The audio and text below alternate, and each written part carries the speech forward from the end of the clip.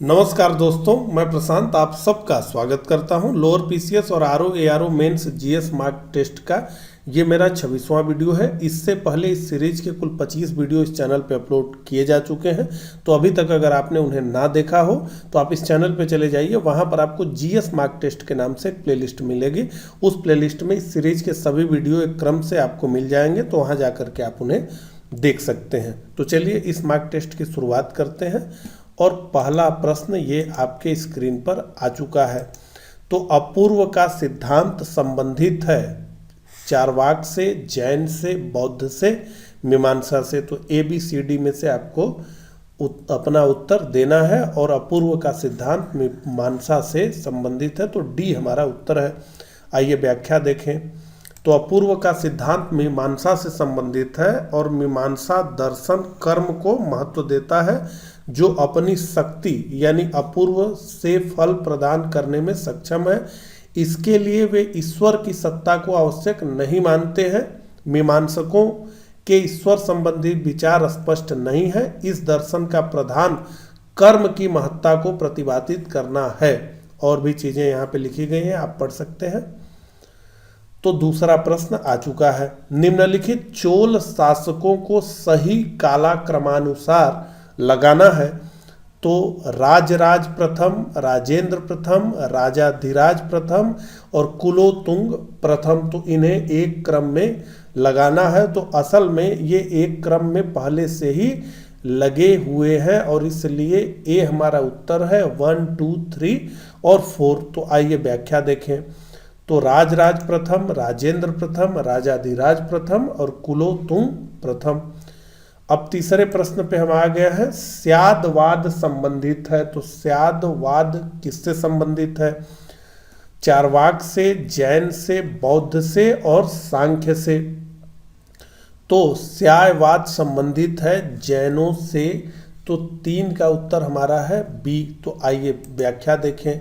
स्यादवाद या अनेकांतवाद या सप्तभंगी का सिद्धांत जैन धर्म में मान्य सिद्धांतों में से एक है। स्यादवाद का अर्थ सापेक्षतावाद होता है। यह जैन दर्शन के अंतर्गत किसी वस्तु के गुण को समझने, समझाने और अभिव्यक्त करने का सापेक्षिक सिद्धांत है। सापेक्षता का अर्थ किसी से अपेक्षा से है। अपेक्षा के विचार से कोई भी चीज सत्य भी हो सकती है और असत्य भी हो सकती है। इसी को सतभंगी नय से समझा जाता है। इसी का नाम स्यादवाद है। चौथा प्रश्न आ गया है, इंडियन नेशनल मूवमेंट से जुड़ा हुआ है ये। 1929 में हुए मेरठ षड्यंत्र केस के संबंध में निम्नलिखित कथनों पर विचार करिए। तो कुल 4 कथन दिए गए हैं और निश्चित रूप से ये एक कठिन प्रश्न है। तो आइए देखें। इस केस में मार्च 1929 में सरकार ने 31 श्रमिक नेताओं को बंदी बना लिया तथा मेरठ में उन पर मुकदमा चलाया गया। इन नेताओं पर आरोप था कि इन्होंने सम्राट को भारत की प्रभु सत्ता से वंचित करने का प्रयास किया था। तो यहाँ पर ब्रिटेन के सम्राट की बात हो रही है, जो भारत का भी सम्राट था। इन नेताओं में प्रमुख थे मुजफ्फर अहमद, बीबी गिरी, फिलिप स्प्राट और वेन ब्रेडली इत्यादि। इस मुकदमे को पूरे संसार में समर्थन मिला, परंतु इससे श्रमिक आंदोलन पर नकारात्मक प्रभाव पड़ा। तो इन कथनों पर विचार करके 4 विकल्पों में से सत्य विकल्प का चयन हमें करना है। तो चौथे का जो हमारा उत्तर है वो है बी। 1, 2 और 4 कथन सत्य हैं। इससे बीबी गिरी नहीं जुड़े हुए थे। तो निश्चित रूप से ये बहुत कठिन प्रश्न था और ऐसे प्रश्न नहीं पूछे जाने चाहिए, क्योंकि बहुत माइनर फैक्ट है ये बीबी गिरी की इससे नहीं जुड़े हुए थे। आइए अब व्याख्या देख लें। तो मेरठ षड्यंत्र कांड मुकदमा ब्रिटिश शासन के दौरान चले सर्वाधिक कुख्यात मुकदमों में से एक था। मेरठ षड्यंत्र केस में गिरफ्तार नेताओं में बीबी गिरी नहीं शामिल थे। इन नेताओं में प्रमुख थे Muzaffar Ahmad, S.A. Dange, Joglekar, Philip Spratt, Ben Bradley, Shaukat Usmani और अन्य। तो ये क्या था? मजदूरों, किसानों तथा अन्य श्रमजीवी वर्ग में बढ़ रहे साम्यवाद के प्रभाव को समाप्त करने के उद्देश्य से सरकार ने 1928 में पब्लिक सेफ्टी बिल पेश किया और पब्लिक सेफ्टी बिल के कानून बनने पर 1929 में लगभग 31 साम्यवादी नेताओं को गिरफ्तार कर उन पर मेरठ षड्यंत्र केस के अंतर्गत मुकदमा चलाया गया। इस मुकदमे को पूरे विश्व में समर्थन मिला, पर इससे श्रमिक वर्ग आंदोलन पर नकारात्मक प्रभाव पड़ा। मेरठ षड्यंत्र में फंसे अभियुक्तों को बचाने के लिए राष्ट्रवादी नेता जवाहरलाल नेहरू, M.A. अंसारी, कैलाश नाथ काटजू और MC छागला आदि ने पैरवी की थी। पांचवें प्रश्न पे हम आ गए हैं। विधानमंडल में गठबंधन सहयोगियों के साथ मिलकर स्वराजियों ने कई बार सरकार के विरुद्ध मतदान किया। इस संबंध में स्वराजियों की उपलब्धियों के बारे में निम्न कथनों पर विचार करना है। तो पहला, स्वशासन, नागरिक स्वतंत्रता तथा औद्योगिकरण के समर्थन में उन्होंने सशक्त भाषण दिए, तो बिल्कुल ठीक है। उन्होंने मॉन्टेग्यू चेम्सफोर्ड सुधारों का खोखलापन उजागर किया, बिल्कुल ठीक किया। विट्ठल भाई पटेल सेंट्रल लेजिस्लेटिव असेंबली के अध्यक्ष चुने गए, तो निश्चित रूप से चुने गए, ये भी स्वराज्यों की एक उपलब्धि थी। तो इसका मतलब है कि सभी कथन सही है और इसलिए पांचवें का जो हमारा उत्तर है वो है सी। आइए व्याख्या देखें। तो विधानमंडल में सहयोगियों के साथ मिलकर स्वराज्यों ने कई उपलब्धियां हासिल की। 1925 में विट्ठल भाई पटेल सेंट्रल लेजिस्लेटिव असेंबली के अध्यक्ष चुने गए, वल्लभ भाई पटेल के बड़े भैया थे। स्वराज्यों की गतिविधियों ने ऐसे समय में राजनीतिक निर्वात को भरने का काम किया जब राष्ट्रीय आंदोलन धीरे धीरे अपना सामर्थ्य खोता जा रहा था। तो 1928 में सार्वजनिक सुरक्षा विधेयक पर सरकार की पराजय स्वराज्यों की सबसे बड़ी उपलब्धि थी। और यहाँ पे स्वराज पार्टी के बारे में डिटेल लिखा गया है, वो पढ़ लीजिए आप। निम्नलिखित में से कौन सी पवन बर्फ भक्षक के नाम से जानी जाती है? मिस्ट्रल, चिनूक, लू, हरमट्टन। तो निश्चित रूप से चिनूक, इसी के नाम पे अमेरिका का एक सुप्रसिद्ध हेलीकॉप्टर भी है, चिनूक हेलीकॉप्टर। तो चिनूक गर्म एवं शुष्क पवन है जो उत्तरी अमेरिका के रॉकी पर्वत श्रेणी के पूर्वी ढालों पर प्रवाहित होती है। यह अल्बर्टा, पश्चिमी सस्केचुआन तथा मोंटाना राज्यों को प्रभावित करती है। वसंत ऋतु में इस पवन के प्रभाव से अचानक तापमान में वृद्धि हो जाती है, जिसके परिणाम स्वरूप हिम तेजी से पिघलने लगती है। इसलिए इस पवन को हिम भक्षक के नाम से भी जाना जाता है। तो सूची 1 को सूची 2 से सुमेलित करना है। तो एक तरफ तो कोयला के क्षेत्र है और दूसरे तरफ देश है, इसे सुमेलित करना है। तो 7th का जो हमारा उत्तर है वो है बी। ए का 4, बी का 3, सी का 2, डी का 1। आइए व्याख्या देखें। तो कोयला क्षेत्र और देश, डोनेट्स यूक्रेन, कुजनेट्स रूस, लंकाशायर यूके और सार जर्मनी। अफ्रीका की मूलभूत जनजाति पिग्मी किस नदी घाटी में पाई जाती है? नाइजर, कांगो, नील, जाम्बेजी। तो ABCD में से हमारा जो उत्तर है वो है बी, यानी कांगो। अफ्रीका की मूलभूत जनजाति पिग्मी कांगो नदी घाटी में पाई जाती है। आइए व्याख्या देखें।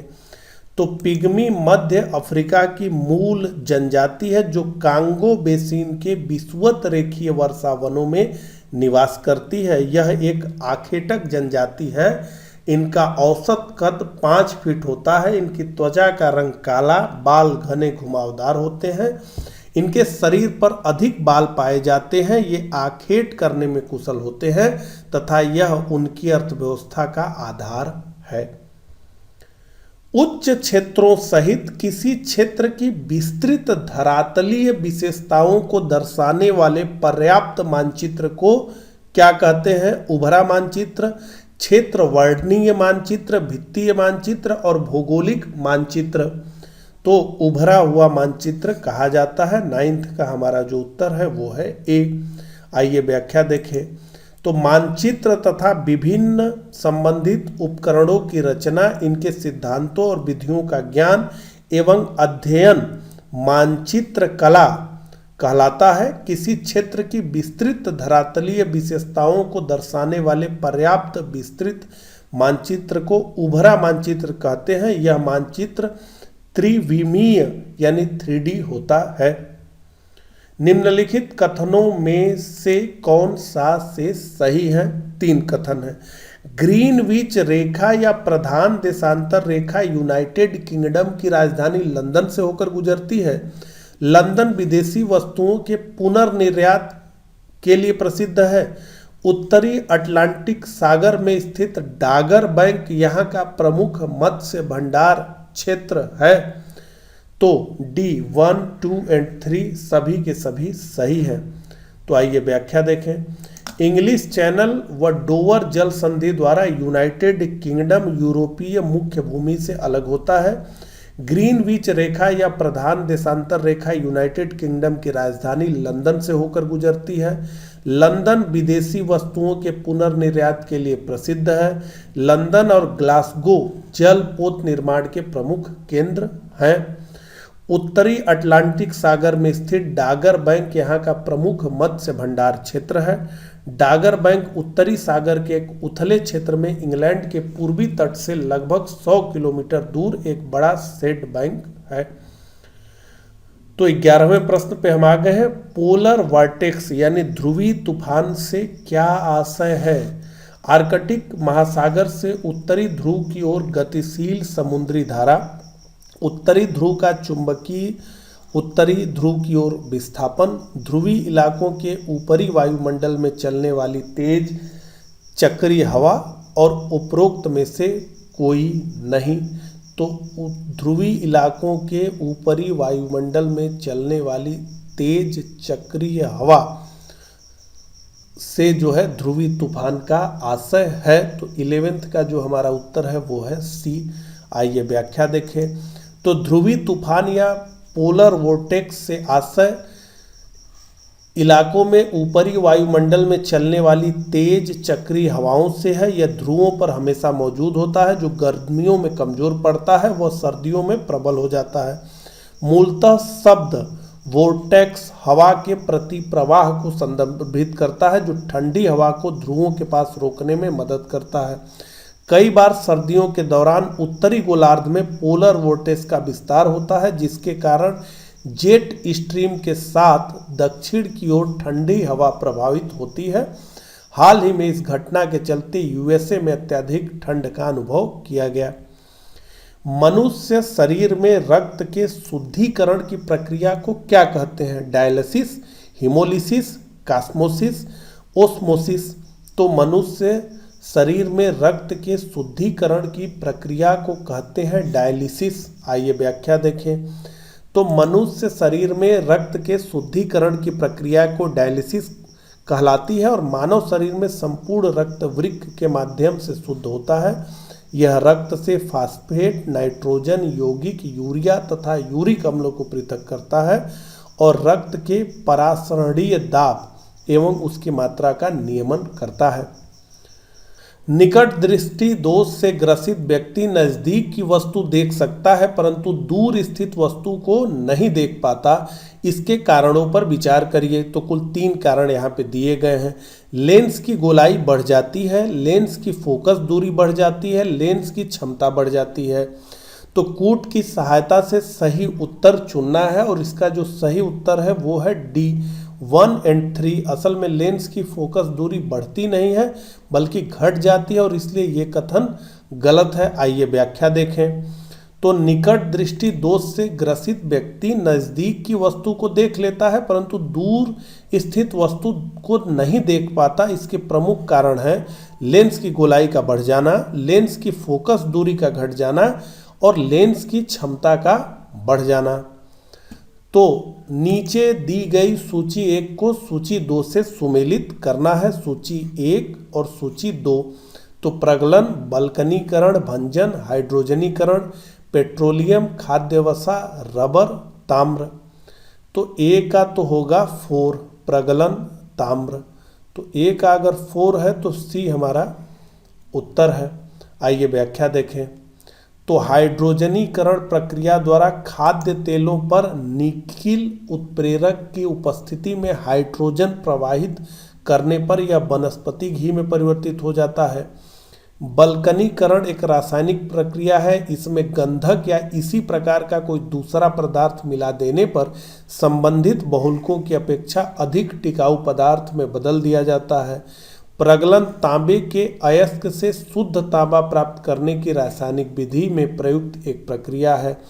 भंजक की क्रिया में उच्च तापमान पर कार्बन के बड़े अणु छोटे अणुओं में टूट जाते हैं। इस प्रकार इस प्रक्रिया के द्वारा पेट्रोलियम पदार्थ प्राप्त किए जाते हैं। 15वें प्रश्न पे हम आ गए हैं। केंद्रीय सूचना आयोग के विषय में निम्नलिखित कथनों पर विचार करना है। कुल 3 कथन दिए गए हैं। केंद्रीय सूचना आयुक्त और सूचना आयुक्तों को प्रधानमंत्री की अध्यक्षता वाली समिति द्वारा नियुक्त किया जाता है, जिसके सदस्य लोकसभा और राज्यसभा के विपक्ष के नेता होते हैं। CIC 6 वर्ष के कार्यकाल तथा 65 वर्ष की आयु तक पद पर रहेगा। CIC को सिविल कोर्ट के समान शक्तियां प्राप्त है, अतः किसी व्यक्ति को वो सम्मन जारी कर सकता है। तो कथनों के आधार पर सही विकल्प का चयन करना है। तो 1 और 2 सत्य हैं, केवल 3 सत्य है। 2 और 3 सत्य है, तो इसमें से केवल 3 सत्य है, 2 सत्य नहीं है। आइए व्याख्या देखें। तो सूचना का अधिकार अधिनियम 2005 के द्वारा इस आयोग की स्थापना की गई। इस आयोग में एक मुख्य सूचना आयुक्त, 10 से अधिक सूचना आयुक्त होते हैं, जिनकी नियुक्ति एक समिति करती है। इसमें प्रधानमंत्री, लोकसभा में विपक्ष के नेता तथा प्रधानमंत्री द्वारा एक मनोनीत कैबिनेट मंत्री होता है। इनकी सिफारिश पर यानी इस समिति की सिफारिश पर राष्ट्रपति द्वारा नियुक्ति होती है। इनका कार्यकाल 5 वर्ष की अवधि या 65 वर्ष की आयु जो भी पहले हो तक होता है और इस आयोग को सिविल कोर्ट के समान शक्तियां प्राप्त हैं। तो 16वें प्रश्न पे हम आ गए हैं। राज्य सरकार के मंत्रियों के वेतन एवं भत्तों का निर्धारण किया जाता है मुख्यमंत्री द्वारा, राज्यपाल द्वारा, मुख्य सचिव द्वारा और राज्य विधानसभा द्वारा। तो निश्चित रूप से इसका उत्तर है राज्य विधानसभा द्वारा। तो संविधान के अनुच्छेद 164(5) के अनुसार राज्य सरकार के मंत्रियों के वेतन एवं भत्तों का निर्धारण उस राज्य की विधानसभा द्वारा पारित अधिनियम से किया जाएगा। निम्नलिखित में से कौन वन्य जीव अभयारण्य कछुओं, गंगा डाल्फिन और अन्य जलीय जानवरों की विभिन्न प्रजातियों के लिए प्रसिद्ध है? कछुआ अभयारण्य, कैमूर अभयारण्य, कतरनिया घाट वन्य जीव अभयारण्य और किशनपुर वन्य जीव अभयारण्य। तो इसका उत्तर है कछुआ अभयारण्य। आइए देखें। तो कछुआ अभयारण्य इलाहाबाद कछुए, गंगा डाल्फिन और अन्य जल जानवरों की विभिन्न प्रजातियों के लिए प्रसिद्ध है। कंप्यूटर से प्रश्न आ गया है। निम्नलिखित में से कौन सा एक सॉफ्टवेयर नहीं है? एक्सेल, MS वर्ड, विंडोज और थंब ड्राइव। तो निश्चित रूप से इसका उत्तर है थंब ड्राइव D। आइए व्याख्या देखें। तो एक्सेल, MS वर्ड तथा विंडोज सॉफ्टवेयर है, जबकि थंब ड्राइव एक हार्डवेयर है। तो निम्नलिखित कथनों पर विचार कीजिए। 3 कथन है। वनारोपण द्वारा मृदा अपरदन रोका जा सकता है। हिमालय क्षेत्र में भोजपत्र मिलता है। खैर की लकड़ी से कत्था प्राप्त किया जाता है। तो उपरोक्त कथनों के आधार पर सही कूट का चयन करना है। तो उपयुक्त सही सभी सही है। 19 का हमारा उत्तर है D। आइए व्याख्या देखें। तो भोजपत्र वृक्ष हिमालय क्षेत्र में पाया जाने वाला वृक्ष है। यह वृक्ष 4500 मीटर की ऊंचाई तक पाया जाता है। कत्था खैर की लकड़ी से प्राप्त किया जाता है।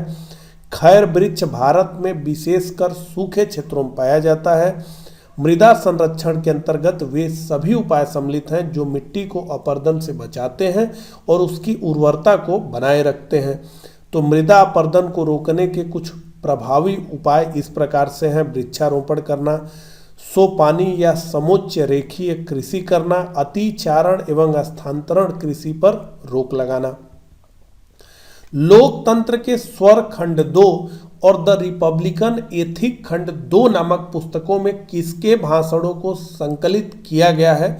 नरेंद्र मोदी, वेंकैया नायडू, रामनाथ कोविंद और सुमित्रा महाजन। तो इसका जो हमारा उत्तर है वो है सी, रामनाथ कोविंद। तो भारत के उपराष्ट्रपति श्री वेंकैया नायडू ने नई दिल्ली के प्रवासी भारतीय केंद्र में आयोजित एक समारोह में लोकतंत्र के स्वर और द रिपब्लिकन एथिक नामक पुस्तकों के दूसरे खंड का विमोचन किया। ये पुस्तकें भारत के राष्ट्रपति श्री रामनाथ कोविंद और उनके कार्यकाल के दूसरे वर्ष के में दिए गए 95 भाषणों का संकलन है। निम्न में से किस राज्य में महिला समर्पित हेल्पलाइन दामिनी शुरू की गई है? उत्तर प्रदेश, राजस्थान, मध्य प्रदेश, दिल्ली। ABCD और इसका उत्तर है उत्तर प्रदेश। 21 का जो हमारा उत्तर है वो है उत्तर प्रदेश। तो उत्तर प्रदेश सरकार के राज्य सड़क परिवहन निगम ने महिला सुरक्षा के लिए एक हेल्पलाइन कॉलिंग और व्हाट्सएप सेवा दामिनी शुरू की है। हेल्पलाइन एक अलग नंबर को सब्सक्राइब किया गया है जो कि निर्भया योजना का विस्तार है। कौन से शास्त्रीय नृत्य रूप का उत्तर प्रदेश में उद्भव हुआ है? घूमर, कथक, भरतनाट्यम, कुचिपुड़ी। तो निश्चित रूप से आसान है इसका उत्तर कथक। किस राज्य की सरकार द्वारा आदिवासी बच्चों को उनकी मातृभाषा में पढ़ाने के लिए नमथ बसई नामक एक अनूठा कार्यक्रम चलाया जा रहा है? तेलंगाना, केरल, आंध्र प्रदेश, त्रिपुरा। तो इसका नाम है केरल। तो केरल सरकार द्वारा आदिवासी बच्चों को उनकी मातृभाषा में पढ़ाने के लिए नमथ बसई नामक कार्यक्रम चलाया जा रहा है। इसे समग्र शिक्षा केरल द्वारा कार्यान्वित किया जा रहा है। समग्र शिक्षा केरल प्री स्कूल से लेकर कक्षा 12वीं तक की स्कूली शिक्षा के क्षेत्र से संबंधित एक कार्यक्रम है। तो नीचे 2 कथन दिए गए हैं जिसमें से एक को कथन ए तथा दूसरे को कारण आर कहा गया है। तो कथन ए क्या है? हाल ही में WHO ने अफ्रीका महाद्वीप को पोलियो मुक्त घोषित कर दिया और कारण अफ्रीका में पिछले 4 सालों से पोलियो का एक भी मामला नहीं आया है। तो ए और आर दोनों सत्य हैं तथा आर ए की सही व्याख्या करता है। ये हमारा उत्तर है। आइए व्याख्या देखें। WHO द्वारा जब किसी देश में 4 साल तक पोलियो का कोई भी नया मामला सामने नहीं आता है तो उसे पोलियो मुक्त मान लिया जाता है। तो हाल ही में अफ्रीका महाद्वीप को पोलियो मुक्त घोषित किया गया है। अफ्रीका में आखिरी बार पोलियो का मामला नाइजीरिया में वर्ष 2016 में आया था। पिछले 4 वर्षों से यहाँ एक भी पोलियो का मामला नहीं आया है। अफ्रीका के अंतिम देश नाइजीरिया के पोलियो मुक्त हो जाने से 25 अगस्त 2020 को पूरा अफ्रीका महाद्वीप पोलियो से मुक्त हो गया है। तो अंतिम प्रश्न पे हम आ गए हैं। निम्नलिखित कथनों पर तर्क संगत विचार कीजिए। कृषि और प्रसंस्कृत खाद्य उत्पाद निर्यात विकास प्राधिकरण ने असम की तेजपुर लीची को भौगोलिक संकेतक GI टैग प्रदान किया है।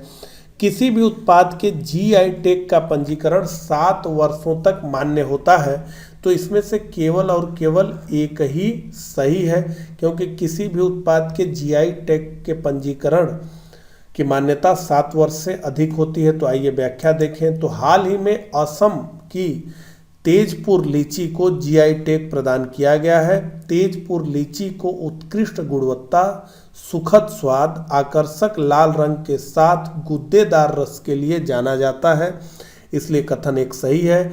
GI टैग का पंजीकरण 10 वर्षों के लिए मान्य होता है, अतः कथन 2 सही नहीं है। और भारत का पहला GI टैग दार्जिलिंग की चाय को 2004-05 में दिया गया था। तो इस मार्क टेस्ट में बस इतना ही। मिलता हूँ इसी तरह के अगले मार्क टेस्ट में। तब तक के लिए आप सभी को नमस्कार।